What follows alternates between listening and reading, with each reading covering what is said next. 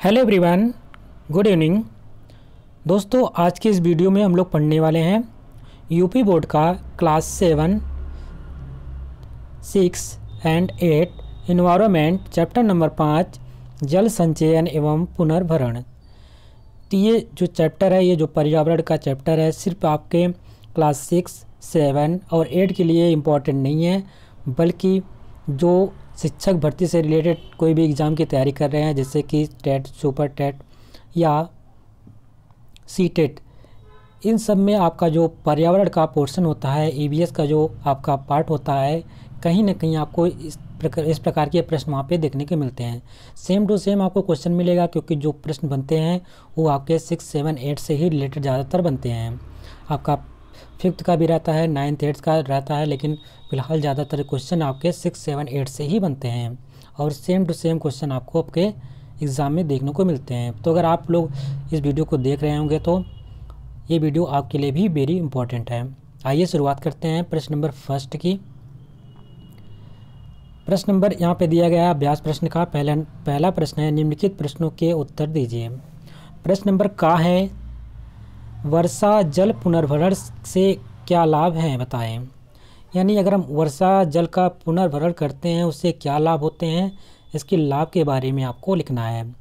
तो आइए जानते हैं क्या लाभ हैं। उत्तर में लिखेंगे, वर्षा जल पुनर्भरण से निम्न लाभ हैं, जैसे कि आवश्यकता अनुसार जल की प्राप्ति, जमीन के अंदर जल मात्रा बढ़ना, नगर जल समस्या दूर होना, जल स्तर नीचे ना गिरना, मिट्टी का कटाव कम होना, कृषि फसलों को हरा भरा बनाया जा सकना आदि, ये सब इसके अंतर्गत आते हैं। आइए समझते हैं कहने का तात्पर्य क्या है। जल पुनर्भरण का मतलब होता है कि जो हमारी ज़मीन के अंदर जो जल स्तर होता है, पहली बात तो हमको जल की प्राप्ति होती है, फर्स्ट पॉइंट। दूसरा पॉइंट यहाँ पे दिया गया है, जल के अंदर जल मात्रा का बढ़ना, ज़मीन के अंदर जल, जो हमारा ज़मीन होता है, जो हम किसको कहते हैं अंडरग्राउंड वाटर, ठीक है। अंडरग्राउंड वाटर हमारा होता है, उसका कहीं ना कहीं उसकी मात्रा बढ़ती है। अगर आपके वर्षा को हार्वेस्टिंग करते हैं, उसको आप कहीं ना कहीं इकट्ठा करते हैं तालाबों में, नदियों में, झीलों में, अगर मतलब कि आप उसको बहने नहीं देते हैं, कहीं ना कहीं गड्ढा बना करके किसी तरीके से उसको अगर आप एकत्रित कर लेते हैं, तो कहीं ना कहीं वो क्या करता है, आपके लिए बहुत ही लाभकारी होता है। किस प्रकार से हो सकता है, आपने देखा, पहली बात तो आपको जल की प्राप्ति होती है, कृषि कार्य के लिए उपयोगी होता है। जो नीचे का water ground level, ground level होता है, कहीं ना कहीं उसमें इंक्रीज़ होता है, वो भी बढ़ता है, ग्राउंड वाटर का लेवल बढ़ता है। आप देखते होंगे नगरों में ज़्यादा जल की समस्या रहती है, क्योंकि वहाँ पे जो अंडर वाटर का ग्राउंड लेवल होता है बहुत ही नीचे जा चुका है।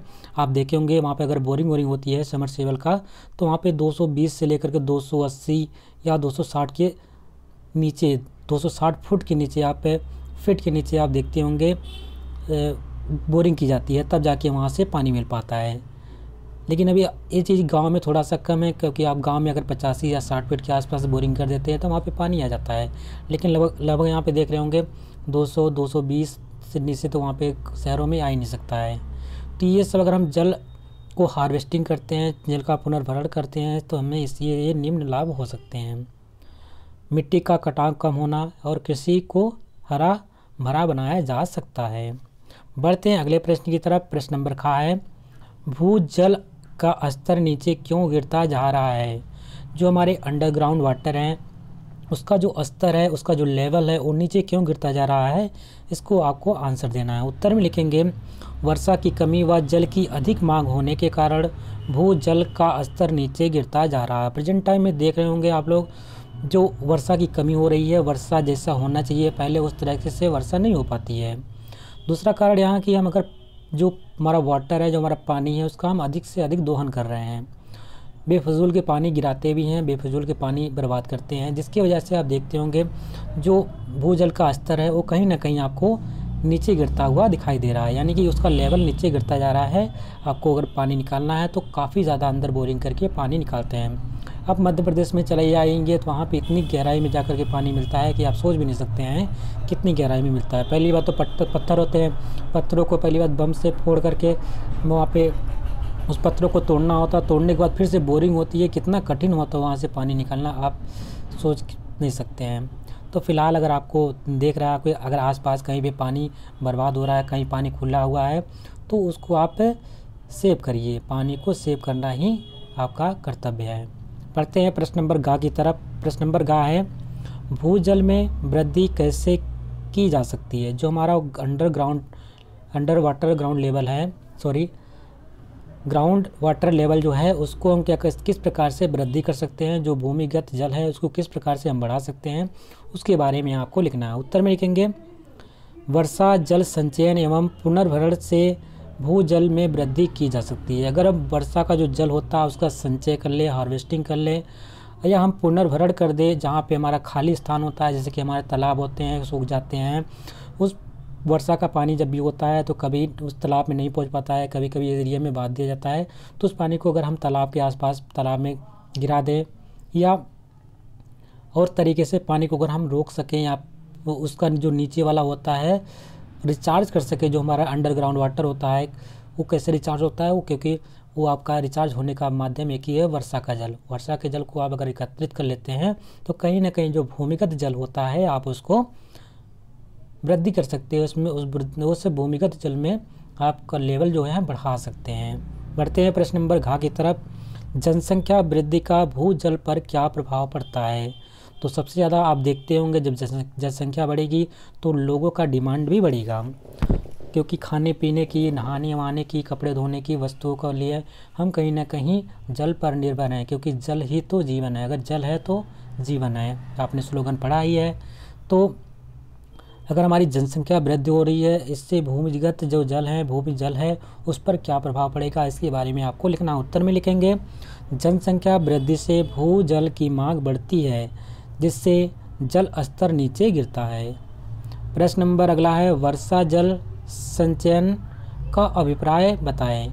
जो वर्षा जल का संचयन यानी कि हार्वेस्टिंग होता है, उसका क्या अभिप्राय है, उसके बारे में आपको लिखना होगा। उत्तर में लिखेंगे, वर्षा जल संचयन का अभिप्राय है वर्षा के जल को एकत्र करके कुओं, तालाबों और गड्ढों आदि को फिर से भरकर पानी की समस्या दूर करना है।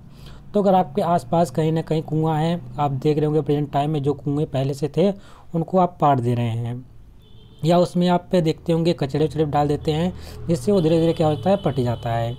तो एक तरीके से ये भी हमारे जो कुआं होता था, वो भी जो बारिश होती थी, वो भी जो हमारे अंडरग्राउंड वाटर होते थे उसका लेवल बढ़ाने में ये मदद करते थे। दूसरा हमारा जो तालाब है, तालाबों को हम क्या करते हैं, पाट करके धीरे धीरे उस पर कब्जा करते जा रहे हैं, अपने घर बनाते जा रहे हैं किनारे किनारे पर, और तालाब का नामो निशान ख़त्म कर दे रहे हैं। ये भी हमारा तालाब भी एक बहुत बड़ा अहम रोल अदा करता था आपके अंडरग्राउंड वाटर को रिचार्ज करने में। और जो गड्ढे भी होते थे, आप देखते थे पहले लोग मिट्टी के घर बनाते थे, तो मिट्टी इस्तेमाल करने के लिए गड्ढे कर देते थे। उस गड्ढे में पानी रुकता था वर्षा का, और कहीं ना कहीं वो जा कर के जो हमारे नीचे भूमिगत जल होता था उसको वो उस भूमिगत जल के स्तर को बढ़ा देते थे। लेकिन प्रेजेंट टाइम में ये सब चीज़ें धीरे धीरे नदारद होती जा रही हैं, जिसकी वजह से आपको ऐसी समस्याओं का सामना करना पड़ रहा है कि आने वाली जो आपकी भविष्य पीढ़ी है, पता नहीं उसके लिए जल बचे कि ना बचे।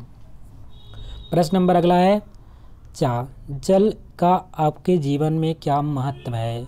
अब बताइए, जल का आपके जीवन में क्या महत्व है। आप तो इसके बारे में बता ही सकते हैं कि किस किस चीज़ में आप इसकी इस्तेमाल करते हैं, कहाँ कहाँ पे जल का इस्तेमाल होता है, उसके बारे में आपको लिखना। उत्तर में लिखेंगे, जल का हमारे जीवन में बहुत महत्व है।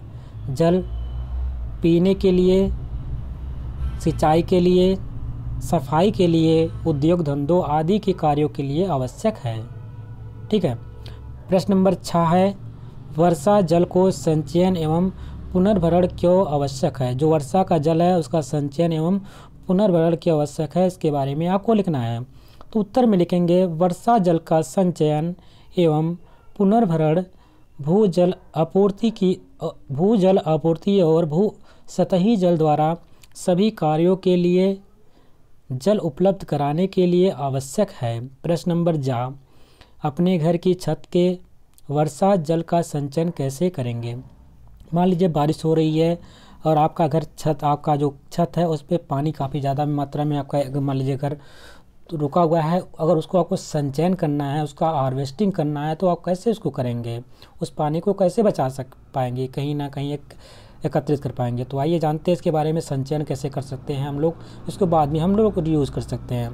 तो उत्तर में लिखेंगे, घर से थोड़ी दूर पर 2 से 3 मीटर गहरा गड्ढा खोदकर गड्ढे को ईंट, कंकड़ और बजरी से भर देते हैं, फिर उसके ऊपर मोटी रेत डालते हैं। इस गड्ढे में छत पर गिरने वाले वर्षा के स्वच्छ जल को इकट्ठा कर लेते हैं। इस प्रकार से जो वर्षा का जल होता है उसको एक तरीके से एक गड्ढे में हम जो आपका सीमेंट वेमेंट से बना होता है उसमें एकत्रित कर लेते हैं, और हमें अपने कृषि कार्यों के लिए जहाँ पे पानी की आवश्यकता होती है उसके लिए यूज़ कर सकते हैं। बढ़ते हैं प्रश्न नंबर अगले, प्रश्न नंबर 2 है।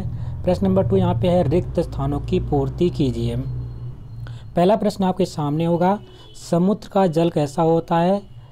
पहली बात तो ये बताइए, और जो खाली स्थान में भरेंगे उसके बाद होने के कारण पीने योग्य है कि नहीं इसके बारे में बताना है।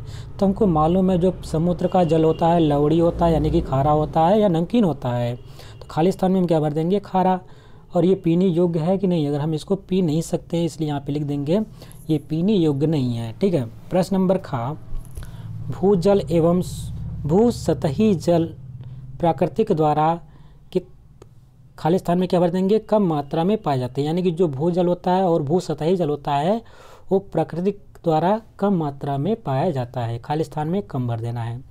तालाब, पोखर आदि यहाँ पे हम क्या कर सकते हैं? प्राचीन साधन है। ये सब क्या है? हमारे तालाब जो थे, पोखर थे, गड्ढे थे, ये सब क्या है? हमारे जल संचयन के प्राचीन साधन थे। लोग इस तरीके से वहाँ पे प्राचीन समय में जल को संचित करते थे, क्योंकि उसमें ट्यूबवेल आया नहीं था, सबमर्सिबल की बात नहीं थी उसमें। तो कहीं ना कहीं सिंचाई करने के लिए आप देखते होंगे रहट का इस्तेमाल लोग करते थे, बावड़ी का इस्तेमाल करते थे, वहाँ पे कुओं का इस्तेमाल करते थे। इस प्रकार से गड्ढों में पानी रुका रहता था, उसको अपने खेतों में भरने के लिए इस्तेमाल करते थे। इस प्रकार से प्राचीन समय में लोग जल, जो वर्षा का जल होता था, उसका संचयन करते थे। प्रश्न नंबर घ है, भूजल में वृद्धि, यानी कि यहाँ पे रिक्त स्थान का जो घास कथन है उसमें लिखा है, भूजल में वृद्धि करके कर पाते हैं। खाली स्थान में क्या है? जल संचयन करके कर पाते हैं। अगर हमें भूजल में वृद्धि करना है तो हम क्या कर सकते हैं? जल का संचयन करके उसमें वृद्धि कर सकते हैं। प्रश्न नंबर अगला है हम लोग का, यानी कथन नंबर अगला है, अंगा वाला है आपका, शहरों में खाली स्थान है के कारण वर्षा जल भूमि के अंदर खाली स्थान प्रवेश होता है। यानी कि शहरों में जो पक्के मकानों के कारण वर्षा जल भूमि के अंदर कम प्रवेश होता है, क्योंकि आप देखते होंगे जो शहर होते हैं वहाँ पर अक्सर आपको देखने को मिलता है, वहाँ पे ज़्यादातर चीज़ें पक्की होती हैं, सड़कें पक्की होती हैं, जो आपकी के गली होते हैं, जो रास्ते होते हैं गलियों में वो भी पक्के होते हैं। तो कहीं ना कहीं जब आप देखते होंगे जो पानी का वर्षा का जल होता है वो पृथ्वी के अंदर नहीं जा पाता है, जिससे जो अंडरग्राउंड वाटर लेवल होता है वो रिचार्ज नहीं हो पाता है। जब रिचार्ज नहीं हो पाएगा तो कहीं ना कहीं आपको देखने को मिलेगी, समस्या आपके सामने देखने को मिलेगी कि वहाँ का जो अंडरग्राउंड वाटर लेवल है वो धीरे धीरे नीचे ही खिसकता जाएगा। और आपके नाले भी होंगे, पक्की होती हैं, सीधे नालियों से पानी जो वर्षा का जल होता है नालियों के माध्यम से जा कर के नदियों से गिर जाता है, नदी में जोड़ देते हैं लोग, इधर उधर जोड़ देते हैं, मतलब शहर से बहुत दूर गिरा देते हैं ले जा कर के। तो इससे क्या होता है कि जब शहर की जो एरिया रहता है वहाँ पे अंडरग्राउंड वाटर लेवल कम हो जाता है, क्योंकि लोग बहुत ज़्यादा में पानी इस्तेमाल भी करते हैं। तो अगर दोहन ज़्यादा करेंगे, उसको रिचार्ज नहीं करेंगे, तो कहीं ना कहीं आप देखेंगे ऐसी समस्याएँ वहाँ पर उत्पन्न हो जाएंगी। बढ़ते हैं अगले प्रश्न की तरफ। प्रश्न नंबर 6 है, भारत की जल निधि वर्ष खाली स्थान में बनाई गई थी। तो जो भारत की जल निधि वर्ष था 1987 ईस्वी में बनाई गई थी। वेरी इंपॉर्टेंट है, इसको आप ध्यान में रखेंगे। ये सन दिया गया है 1987, जो आपका सन दिया गया है, भारत की जल निधि वर्ष के रूप में इसको हम मनाते हैं। इस यहाँ से शुरुआत हुई थी इसकी।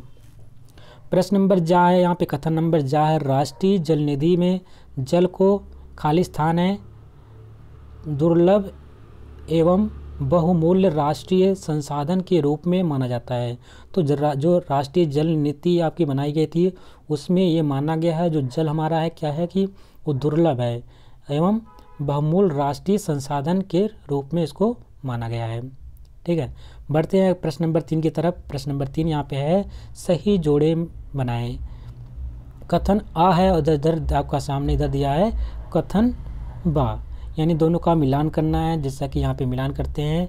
यहाँ पे लिखा है पन बिजली, यानी कि पन बिजली का मतलब यहाँ पे है जो पानी से जो बिजली उत्पन्न होती है उसको किससे मिला देंगे हम लोग, जल से।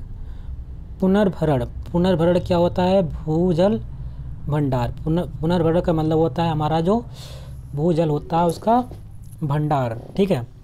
गोदावरी का हम लोग मिलान करेंगे किससे, गोदावरी हमारी क्या है, एक नदी है, इसलिए इसका मिलान इससे कर देंगे। और जल वृत्त क्या है, वर्षा जल होता है, इसको जल वृत्त के नाम से भी जानते हैं।